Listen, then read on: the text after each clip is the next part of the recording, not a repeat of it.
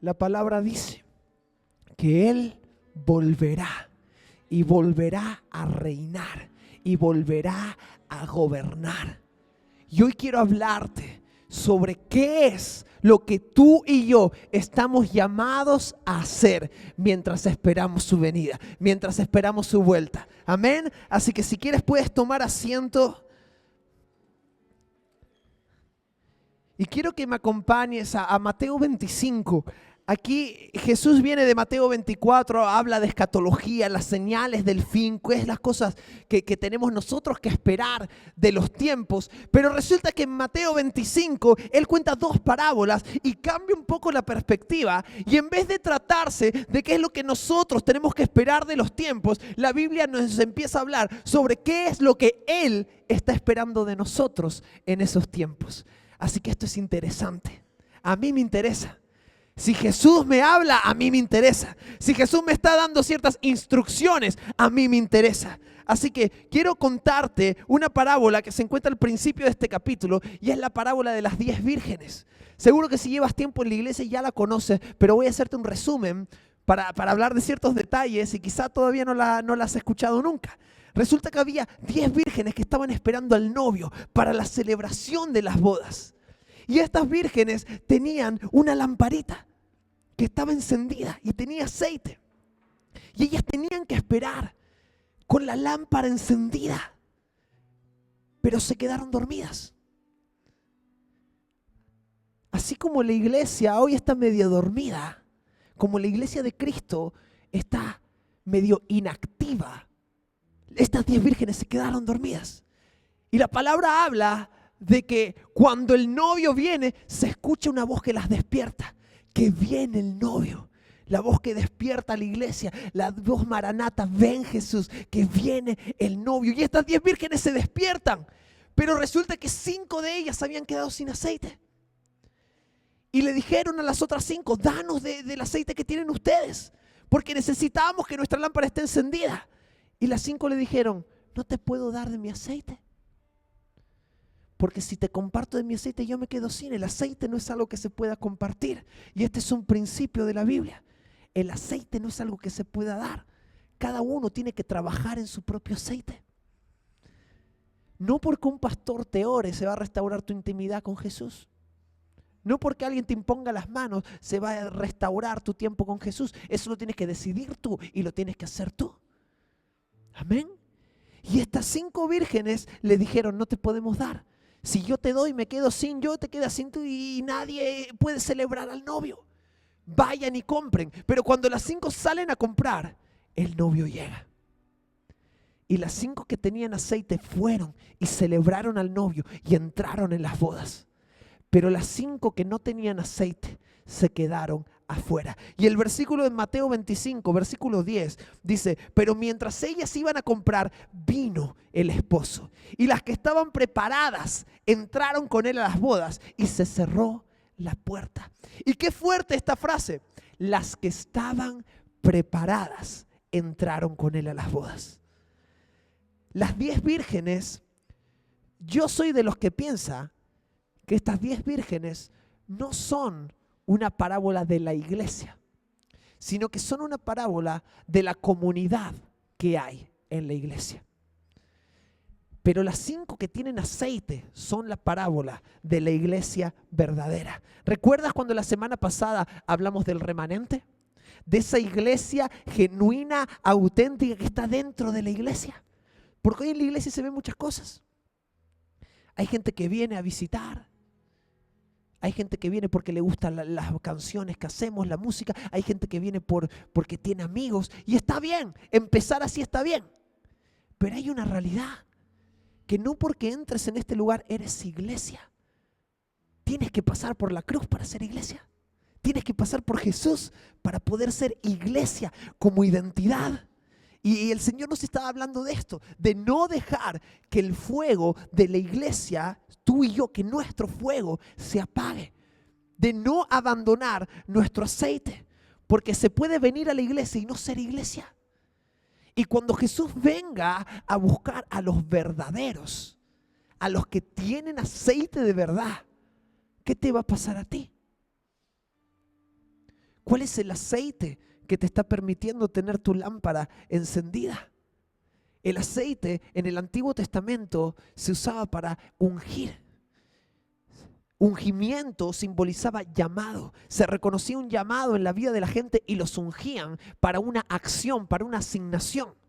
Y les daba, con el ungimiento les daba identidad, ministraban identidad. Ungían a los reyes, ungían a los profetas, ungían a los sacerdotes. Y es curioso cómo el Señor habla de ti y de mí, que hay un aceite que tenemos que tener. Porque nosotros hemos sido ungidos por el Espíritu Santo. Cristo nos ha ungido en su Espíritu.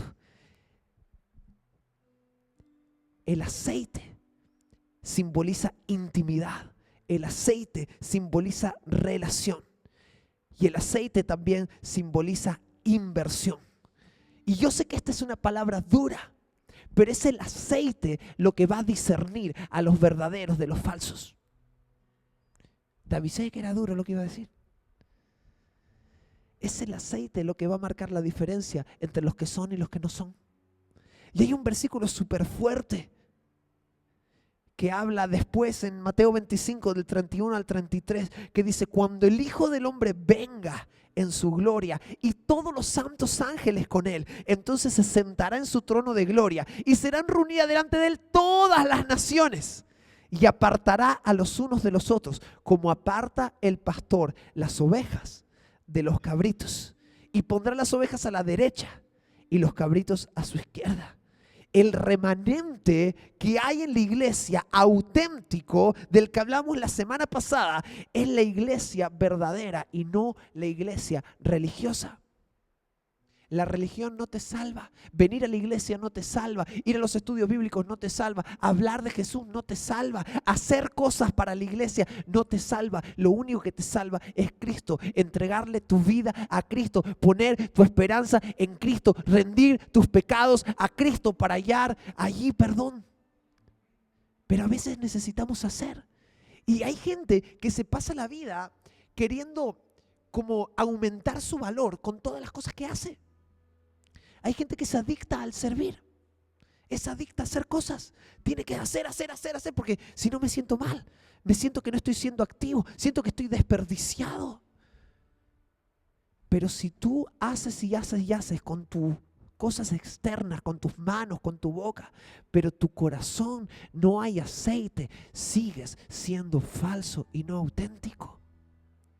Las cosas hay que tratarlas por orden. Primero el Espíritu. Y del Espíritu saldrá lo demás. Más adelante Jesús sigue compartiendo ciertas parábolas y habla de esas expectativas que tiene de nosotros. Y comparte la parábola de los talentos. ¿La has escuchado alguna vez?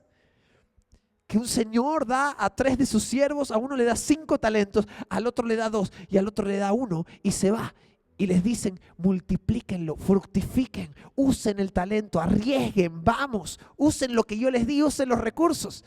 Y entonces cuando vuelve, el que tenía 5 había reunido 10, el que tenía 2 había reunido 4 y el que tenía 1 tenía miedo. Porque tú eres Señor que cosechas donde no sembraste. Y lo escondió. Y no hizo nada con lo que el Señor le dio. Y a veces nosotros somos así. Tenemos miedo y ni siquiera reconocemos los talentos que el Señor ha puesto en nuestra vida. Primero va el aceite. Pero déjame decirte algo. Cuando el aceite es genuino, entonces naturalmente va a fluir de ti el dar fruto y el multiplicar lo que el Señor te dio. El verdadero siervo, el verdadero hijo, busca producir y fructificar para el reino. Y el versículo termina, la parábola termina en 25:30 diciendo: y el siervo inútil.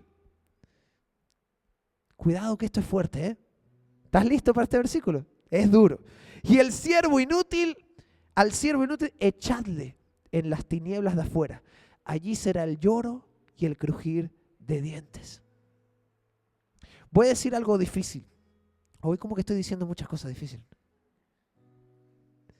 El siervo inútil no es siervo. Porque todos los siervos entran al reposo. El siervo inútil no es siervo. Entonces, ¿estoy diciendo acaso que la salvación se puede perder si no haces cosas? No estoy diciendo eso, bajo ninguna circunstancia. Lo que sí estoy afirmando es que si nosotros pasamos a ser hijos y siervos de Dios, se nos da una naturaleza nueva. ¿Cuántos han nacido de nuevo? Bueno, en esa naturaleza nueva que se te dio, una de las características en esa esencia de tu nueva naturaleza es fructificar, producir y multiplicar. Por lo tanto, si tú eres hijo auténtico y de verdad, hay algo en esa nueva criatura en ti, hay algo en esa nueva persona que va a llevarte a querer producir fruto, que va a llevarte a estar comprometido con multiplicar y producir fruto. Déjame decirte que para Cristo tú eres amado, tú eres valioso, eres hermoso. Aunque no te lo creas, eres hermoso para Cristo. Pero también eres una inversión. Y esto, para Cristo fuiste una inversión. Jesús tiene una expectativa de la obra que Él hizo en tu vida. Y Él va a venir a recoger lo que Él sembró. Esa siembra de salvación, esa siembra de identidad que puso en ti, esa semilla de palabras que una y otra vez te dio, Él va a venir a recoger lo que se produjo. Y vas a ser probado a ver si fuiste buena tierra o no, a ver si fuiste hijo y fuiste siervo. Ahora está de moda la gente que invierte en bolsa. La gente que busca cosas, empieza a invertir por internet. Tengo un amigo que es de dinero, así que parece que no le importa, pero se ha fundido cerca de 50.000 euros que perdió por estar probando inversiones, que si aquí, que si allá. Le puso no sé cuántos miles de euros al Bitcoin y el Bitcoin bajó y perdió todo. Unas historias así. El que invierte siempre invierte con propósito. Si tú inviertes es para multiplicar. Si tú inviertes es para ganar. Algo sacas. Cuando nosotros vamos a comprar ropa, estamos invirtiendo un dinero para cosechar otra cosa. Toda inversión se hace con un propósito de que sea valiosa y de poder recoger. Y creo que cuando Jesús nos vio, Él decidió invertir semilla en nosotros. Y déjame decirte que esto no es con esto no busco ni corregir, ni echar la bronca, ni dar latigazos, todo lo contrario. Con esto lo que estoy buscando es que tú salgas de este lugar sabiendo que Él ya te dio todo lo que necesitas para dar fruto. Que si tú ya estás en el reino y ya estás en Cristo, tú no tienes que esperar a nada más para empezar a fructificar. Que ya el Señor te dio su espíritu, el Señor te dio talentos, el Señor te dio dones, el Señor te dio tiempo, el Señor te dio una mente pensante, el Señor quiere darte estrategias, el Señor quiere darte visión, el Señor te dio libertad, el Señor te dio educación, el Señor está tratando con tu mente, te está fortaleciendo, te está empoderando, porque hay algo que tú eres llamado a producir para el reino de Dios. ¿Y a qué se traduce esto? A que ya no es hora, ya no es tiempo de quedarnos quietos. Ya ese tiempo pasó. Ya no es momento de estar paralizados. Es momento de accionarnos en la palabra. Y para eso es necesario que tú entiendas el concepto de la redención. Por la obra de la cruz, nosotros tenemos una redención completa. Ahí donde estás, di, soy redimido enteramente. Soy redimido enteramente. En 1 Corintios 1:30 dice, mas por obra suya de Cristo estáis vosotros en Cristo Jesús, el cual se hizo por nosotros sabiduría de Dios y justificación y santificación y redención. Redención significa volver a comprar algo.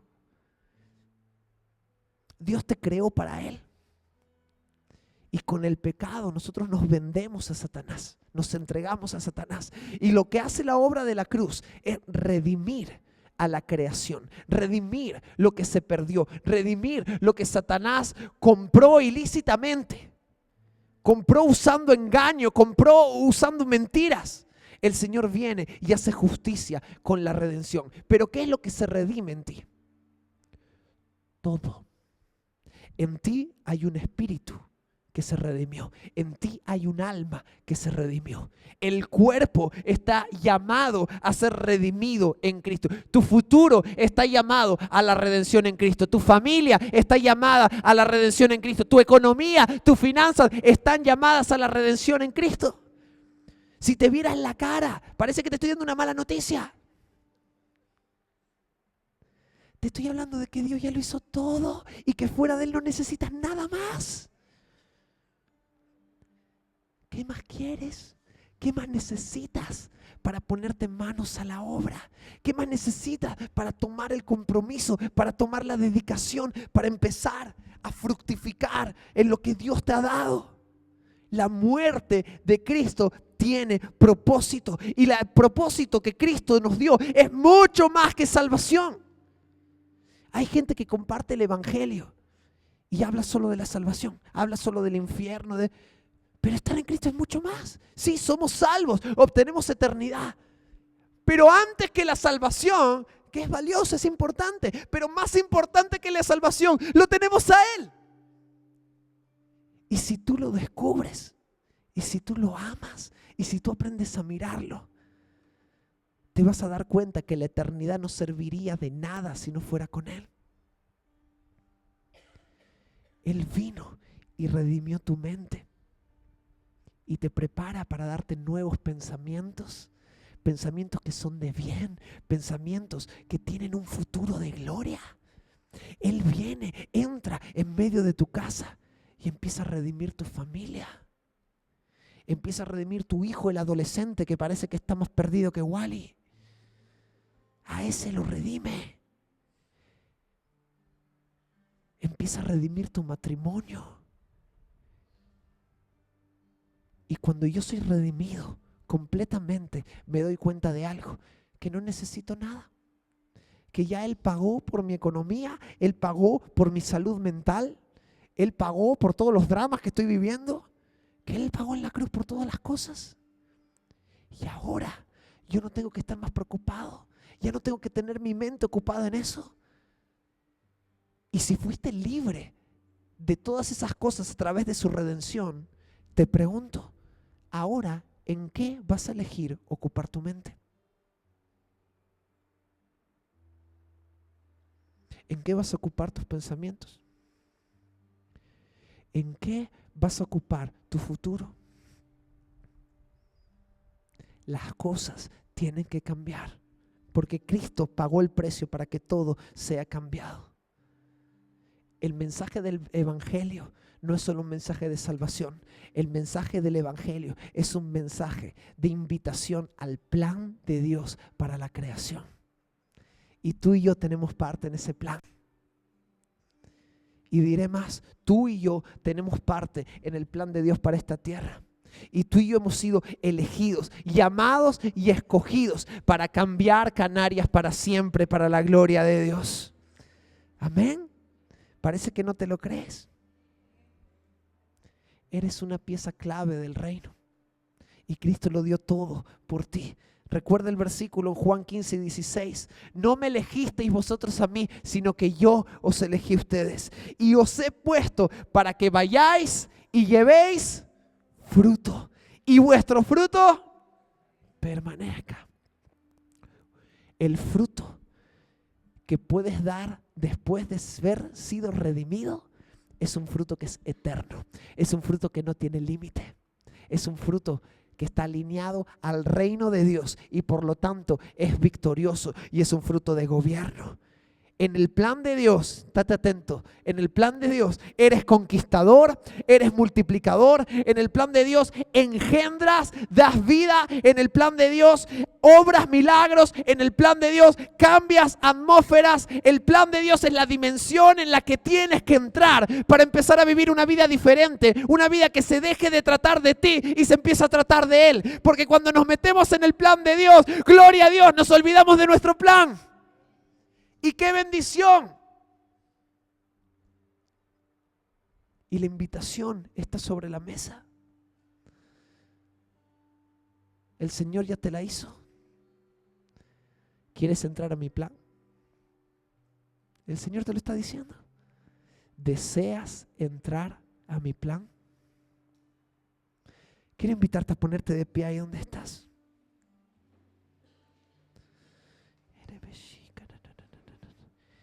Y quiero hacer un llamado. No es un llamado para que pases adelante, es un llamado para que te entregues delante del Señor.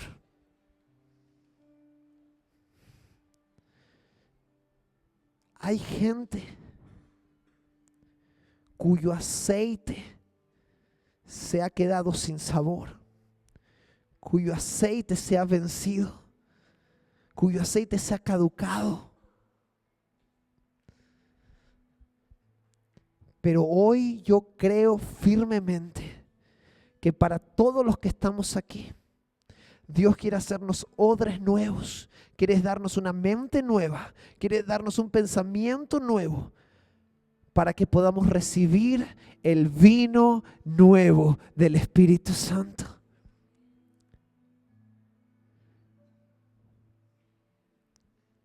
¿Quieres formar parte del plan de Dios? Dile, Señor, ayúdame. Ayúdame a producir aceite que te agrade. Ayúdame a producir aceite que mantenga mi lámpara encendida.